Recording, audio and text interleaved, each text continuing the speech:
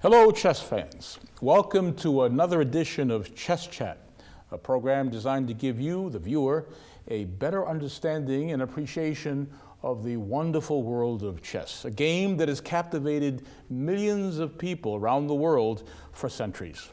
I am your host, George Marajanian, Program Director for the Wachusett Chess Club, which meets every Wednesday evening from 7 to 11 in room C-199 of the McKay Campus School at Fitchburg State College. And with me is my trusty co-host, Martin Lane, one of the highest rated chess players and most active players in North Central Massachusetts. Welcome, Marty. Hello, George. Good to see you again. It's good to see you again, Marty, every time. And Marty, you know, we've done so many programs on, chess players, professional chess players, semi-professional. We've done world champions. We've done actually U.S. presidents. We've done actually artists, people that, for example, like Marcel Duchamp. But we've never done actually a program actually on a musician who plays chess, and a very well-known musician who died about 4 years ago. His name is Ray Charles. Right. Music and chess are very closely related, the way the kinds of things that the players, both the musicians and chess players, have to do. Well, so what about Ray Charles? When did he? Well, Ray Charles, he died actually in June 2004, and he actually was born actually at the beginning of the Great Depression, in 1930, December 1930, and one of the phenomenal things about Ray Charles, he had to be one of the most talented musicians, singer, songwriter, pianist, arranger, band leader that this country has ever seen. Right. A totally talented, versatile musician, and he was blind. But he had normal vision up until the age of 6. Right. And around the age of 6, something started to happen. He would wake up actually in the morning as a 6-year-old and have to wipe his eyes. There was mucus. He had to spend 5 to 10 minutes, according to his autobiography, wiping this off. And by the age of 7, he was totally blind. Mm-hmm. But he taught himself exactly as far as music, but he eventually got involved with chess. And chess was a passion with him. And he did not take up chess until he was around 25. It was in 1965. This was a turning point in Ray Charles' life, because in 1965, he was hospitalized. In fact, actually, he actually had been arrested for possession of heroin. He had a serious drug abuse problem for many years. And actually, in 1965, he had the choice of either jail time, which is not a choice that usually people will take, but the judge said, look, if you go into this rehabilitation program at this clinic near Los Angeles, we'll let you do this. So that's what he did. He actually enrolled in a rehab program actually at this St. Francis Hospital near Los Angeles, and he learned chess. That's where he learned chess. So it was relatively late in life that he learned the game. He did. Okay. It was like in his mid-20s. And he was already completely blind. He was blind, totally blind. Okay. But the chess changed his life. It turned him around because, according to him, in his own words, in his autobiography, he says it taught him concentration, it taught him discipline, it taught him patience, many virtues, that he actually carried over into his music and his music performances. And again, he was a top-notch player. For an amateur player who he didn't compete in chess tournaments, he was an amateur player. Right. That brings up an interesting point, though. There are blind players who play in chess tournaments. Yes, there are. And there's also a U.S. Blind Championship, as I understand it. There is every year there's U.S. Blind Championship. Now, how do they manage that with the moves and the clock and so on? Okay. What kind of accommodations are made? Okay. It's a little off our subject, but it's interesting. Well, okay, it's interesting. There is a special chess set that blind players use. In fact, we may actually have a photo of the chess set that is now in the Smithsonian National Museum of History, American History. There it is. There's a picture of actually one of his costumes to the back, sunglasses on the left, and you see on the lower middle part, right. That's actually Ray Charles' chess set. And this chess set... And it's in the Smithsonian? It's at the Smithsonian. Anybody visit the Smithsonian National Museum of American History in Washington, D.C., they will see this. And other Charles memorabilia. But Ray Charles had a special chess set, which actually blind players have. What it is actually the squares the black squares on the board are elevated. They're higher than the white squares. So he could actually feel by the depth of the squares whether we're dealing with white squares or dark squares, black squares. And the pieces, the black pieces, had sharp tops to them. He could tell by feeling the tops of the pieces whether he was touching a black piece. So that's how they determine the position, is by touch. By touch. Okay. It's all done by touch. The color of the square and the color of the pieces. Right. And the white pieces actually had flat tops. He could tell just by the touch. So he had to rely solely on touch. And as he said himself, chess has nothing to do with sight. It's all, mind, and and he, of course, he enhances other senses by being blind as he was. Now, in September 2002, he had the opportunity to be interviewed by a grandmaster, a syndicated chess columnist by the name of Larry Evans. Right. A former U.S. champion. Yes, he was a U.S. champion back from the 1950s. And Larry Evans sat down, he interviewed him, and Larry said, oh, can we play a game? And he did play a game with Larry. Okay, so the game itself wasn't prearranged? I mean, he just offered? No, this is not a prearranged game. Okay. This is actually an impromptu game. This is a serious game that the grandmaster is going to be playing against Ray musician. Yeah. Oh, by the way, speaking of musicians, Ray Charles was so passionate about chess that actually he would spend all his free time between concerts, right, between gigs, when his band would go on the road with the bus, he was constantly playing fellow band members, friends, and even people who interviewed him. He'd rope them into saying, "Hey, let's play chess." And you know who actually one of his dearest friends and chess playing partners was? Willie Nelson. Yeah. Willie Nelson actually and Ray Charles played hundreds and hundreds of chess games. They loved it. Both of them loved the game, but as Willie Nelson admitted, Ray was a much better player. Willie had no chance against Ray. Okay, well, I think we're going to see some of that in this game. We're going to see this. We're going to present a game that actually Ray Charles, as white, played against Larry Evans, is actually sometime in 2002. And Ray Charles opened the game with e4. Plays e2, e4. We've seen that before. Yes. The pawn occupies. It's one of the most popular and one of the best opening moves. It occupies the center square, opens up diagonals for the white squared bishop and for the queen. So it's an excellent move. Okay. And what Larry Evans did, he responded with e5. His first move. For the same reasons. For the same reason. He's opening now actually for his dark squared bishop to be able to come out along the diagonal, and also the queen is able to come out. But again, we don't want to bring our queen, it's not good to bring queens out early in the game of chess. Beginners tend to do that. They tend to either move nothing but pawns. I find that a very common among beginners.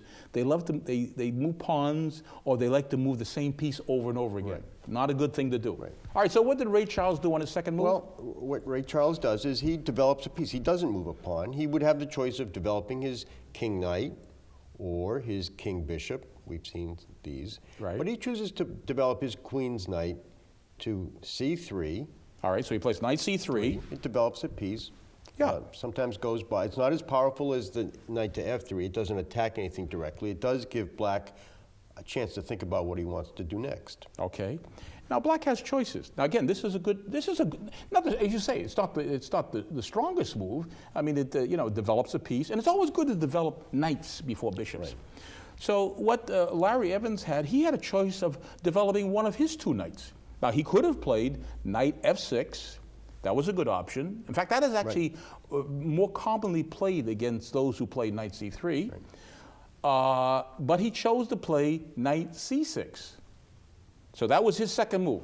Larry Evans playing knight c6 on his second move. All right, so it's now Ray Charles' third move coming up. Well, he has a few options. One of the reasons that players sometimes play knight to c3 is that it allows the pawn move to f4, which would be blocked if he had played knight to f3. Ray Charles chooses not to do that. Another common move is to develop this bishop to c4, puts it on a powerful diagonal, attacking the f7 pawn. He doesn't do that. What he does do is he does decide to develop his other knight. So now he's got his two knights out. Okay, so it's Larry Evans, black's turn. And he now responds by making the position symmetrical, by playing knight f6 on his third move. And we have actually an opening that has a name. Right. Now, we see actually the four knights here. So what would we call this opening? Not surprisingly, it's called the Four Knights. It's called the Four Knights game, or Four Knights opening. Right. So a very appropriate name for an opening where you have the four knights out. Okay, so now it's White's turn. Fourth move coming up. Again, he has a few options. He could continue to look towards development. He could do something with this bishop. He could bring it to c4 or all the way to b5 if he wanted, developing the bishop, preparing for castling on the king's side. Right. He could do something very quiet like d3, but that would close in this bishop. It does make a strong position, but it's not particularly aggressive. Right. It's a little passive. It does open up the diagonal for the dark squared bishop. Can I just interject? When you pointed out the bishop could go, like this bishop could go to either c4 or b5, these are actually good moves. Right. In fact, they have names. You know, again, in chess, there are names to everything. If he had played bishop to b5, this is known as the Spanish variation of the Four Knights game, right. or simply the Spanish Four Knights.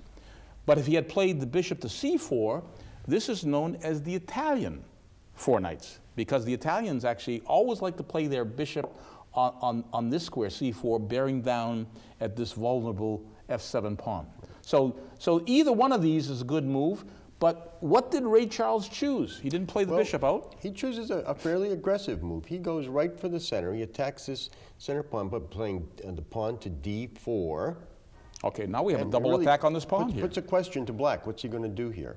All right, well, he's got to make a decision. He either actually has to defend that pawn, which is now attacked twice with the knight on f3 and the d pawn. And actually, it wouldn't be good, you know, would it be good to just advance this pawn like this? No, White would be more than happy to see black do that. He would just go ahead with the exchange, d take e.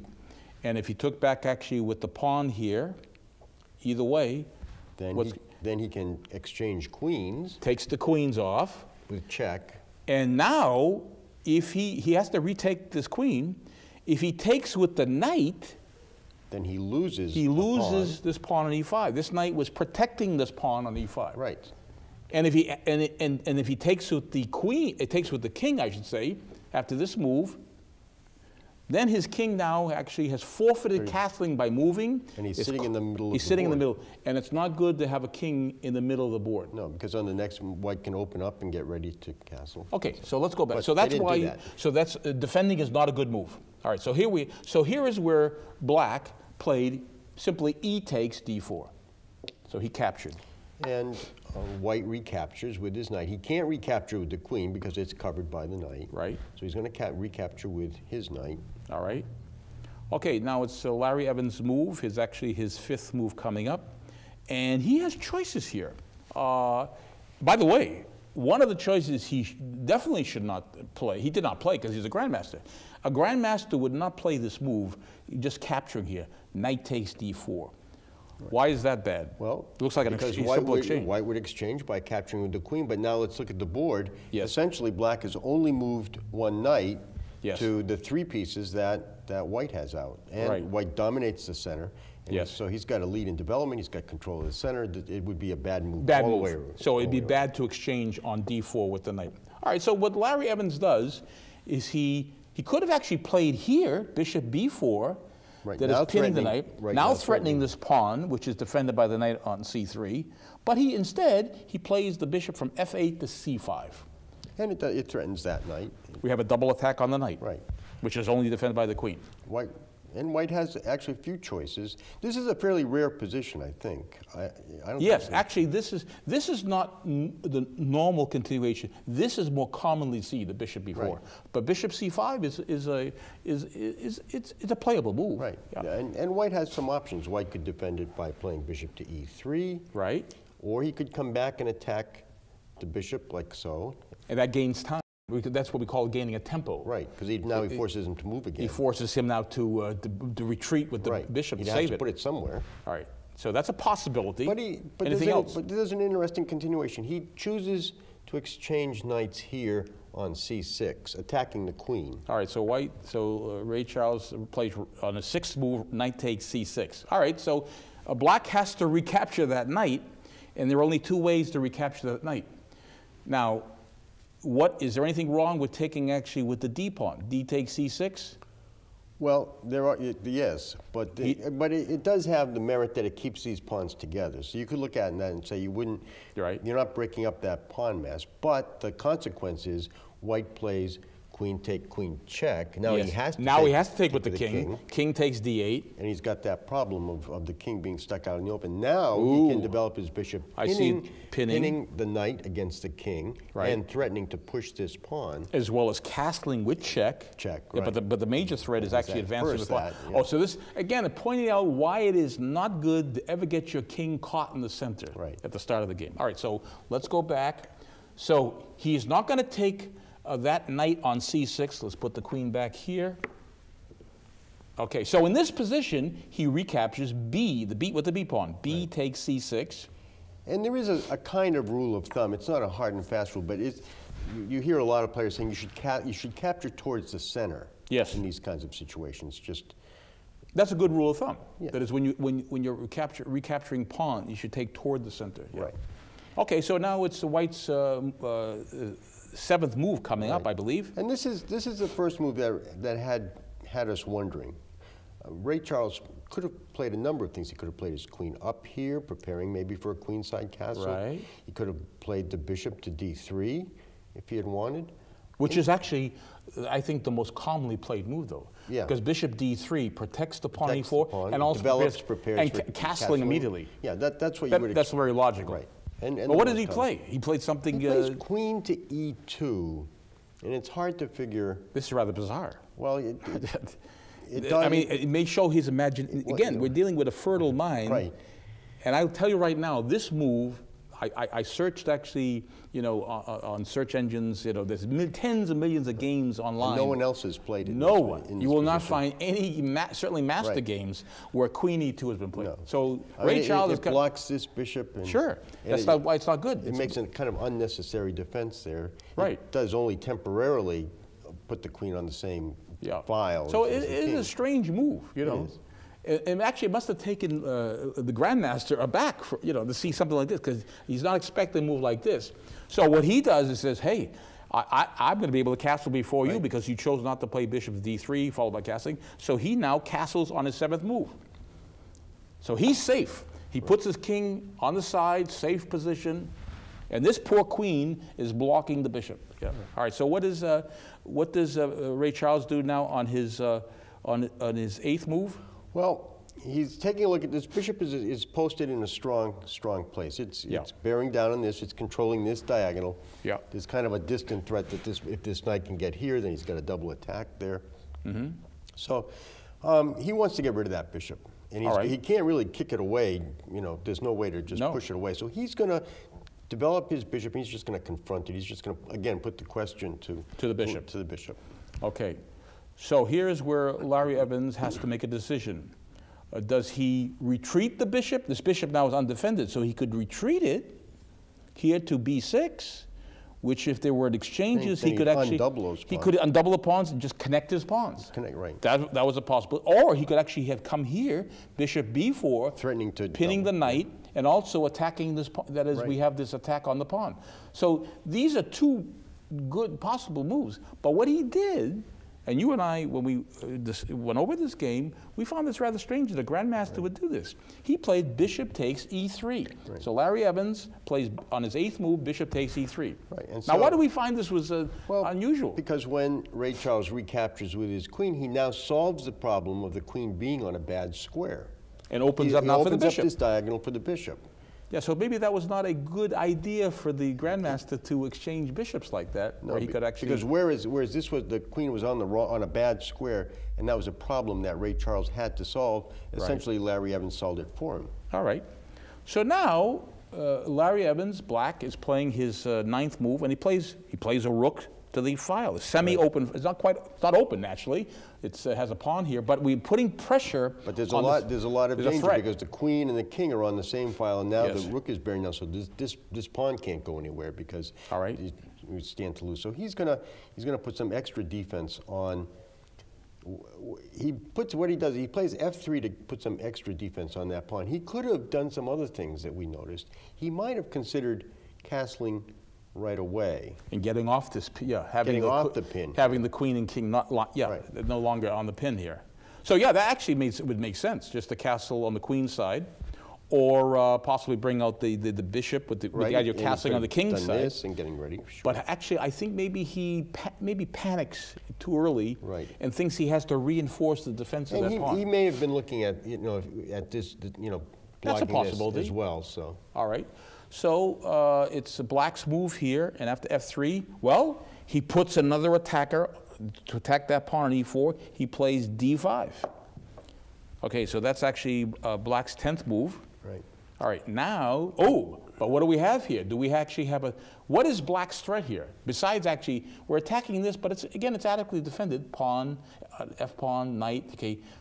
But aren't we threatening to fork two pieces by advancing this pawn here and winning a piece? Right. All right, so this is very dangerous. So what does Ray Charles do now on his 11th move? He doesn't want to have this fork and have two pieces attacked at once. Right. So what he does is he moves his queen out of the way. All right. To d3. I'm thinking again. Here again, he might have considered castling. Yeah, that's right. Because actually, it stops the advance of the pawn. The advance of the pawn. Castling would have been very good. And now he can't take here either because the rook would take the queen. All right. So castling looks very good. I think that actually would give White a great game. Right. So what did he? But what did he do instead? Instead, he moves queen to d3. Yeah. Once again, he puts his queen where he restricts the movement of that white squared bishop along that diagonal.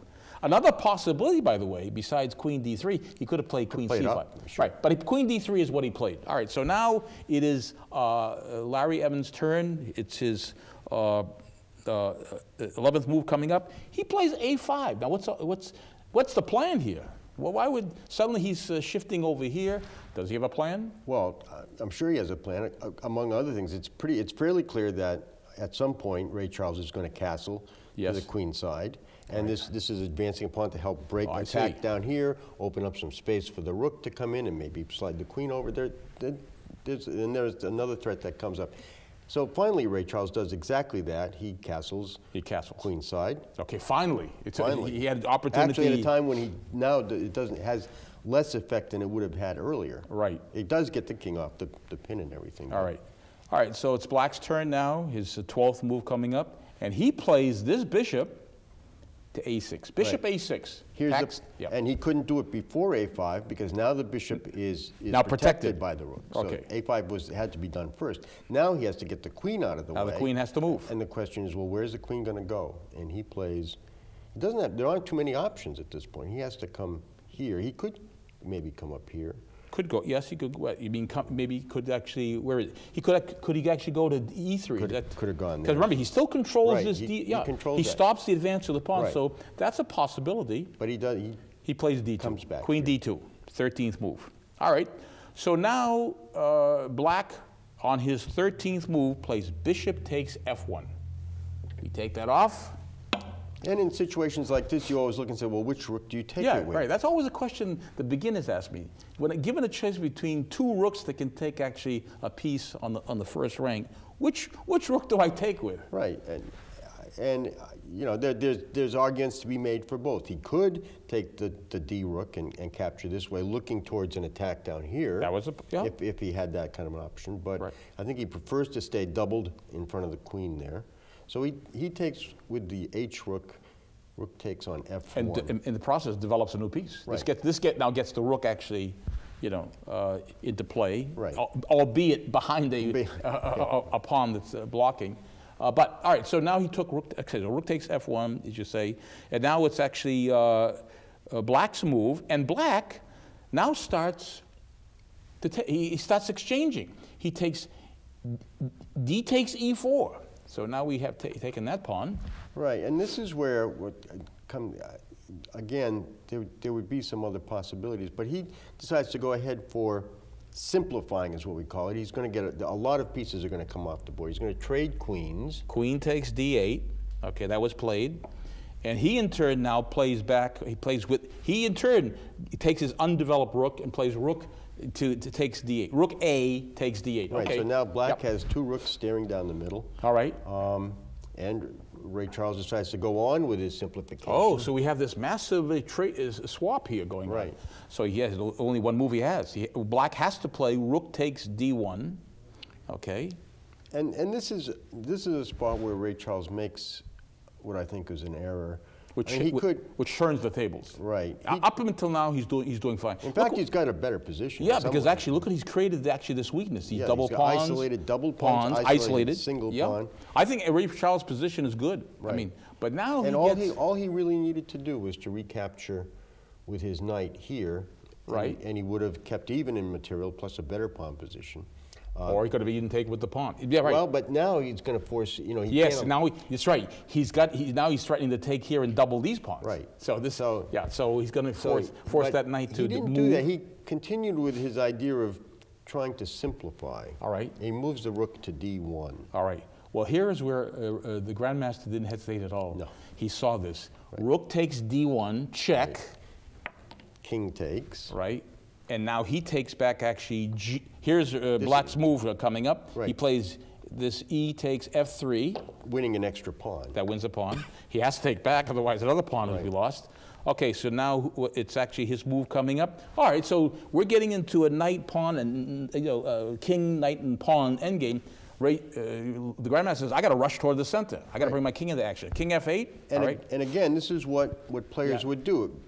Players would move their kings up into the center. Yeah. Ray Charles, for some reason, decides to move to C1. Strange, isn't it? Yeah. That's, I don't understand that. You don't understand it either. Yeah. Okay. Well, he played king C1, king E7. And now he comes in. So he could have been there before. So he took two moves to get to one space. Right, exactly. All right, so now we're going to make a beeline toward the center here. So now we play king E6. We're coming up toward the center. King E6 for Black. And then in situations like this where he's down a pawn, he needs to hang on to as many things as possible. He shouldn't allow exchanges, but he makes another mistake. He plays king to E3. He should have played the king to D4.